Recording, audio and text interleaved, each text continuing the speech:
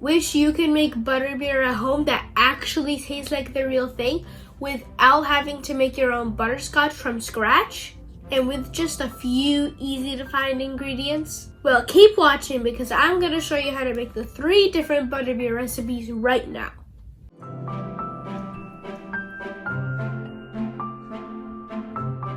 I know that there's so many butterbeer recipes out there, but some of them have you using way too many ingredients, making things from scratch and using extracts, and then end up not tasting anything like the butterbeer that we all know and love. So here we go. We're going to make butterbeer 3 ways. We're going to start with the easiest, which is cold, then frozen, and finally hot. So as you know, there are 2 main components to butterbeer. You have the liquid part, which is basically a butterscotch flavored cream soda, and then you have the sweet whipped topping. For the base, we're going to use cream soda and butterscotch. Now, if you're wondering what the difference between caramel and butterscotch is, it's the different types of sugar. Caramel is used by caramelizing white sugar, while butterscotch is used by caramelizing brown sugar. Don't skimp on this because it's your main flavoring ingredient. Try to find a good quality butterscotch. I went with this one because it looked fancy. I'm going to start by pouring a little bit of cream soda into a mug, just enough to dilute about a spoonful of butterscotch. Mix until fully combined, then I'm going to fill the rest of the cup, but leave some room for the whipped topping. Now I did find this Flying Cauldron butterscotch beer at the grocery store, and it's supposed to taste like butterbeer. I compared this to the one you just saw me mixing, and it's okay. It just has a little bit of an artificial aftertaste, like if you use an extract to flavor the cream soda. The butterscotch sauce mixed with the cream soda is so much better. Let me know in the comments if you tried this Flying Cauldron butterbeer, and if you liked it. I wasn't a big fan of it. Anyway, we'll stick to our homemade version. Now for the topping. Start with equal parts marshmallow cream and heavy whipping cream. And of course we're going to add some of that butterscotch sauce. Just whip this until it forms a light foamy consistency. You don't want it too thick, but then you don't want it too watery because otherwise it'll just mix with the cream soda, and we want it to float right on top. You can use a mixer or a blender, but just be careful not to get it too thick. Carefully scoop on some of this cloudy goodness and enjoy. Oh, so good. The whipped topping really makes it. Now let's make frozen butterbeer.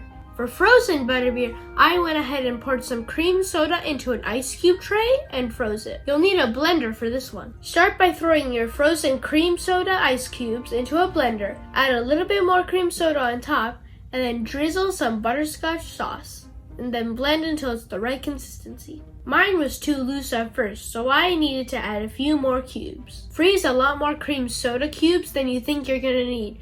This stuff is good, and you're not gonna wanna wait for it to freeze if you end up needing more.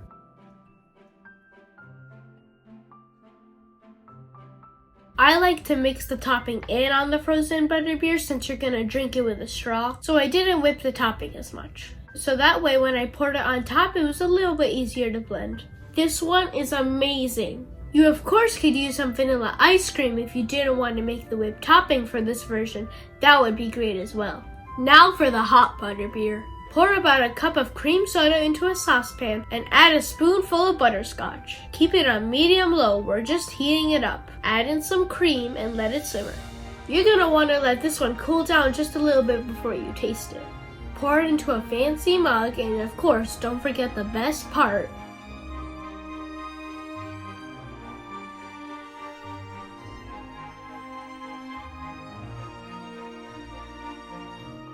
Alright, I've got my hot butterbeer here. It looks incredible, and I can't wait to taste it.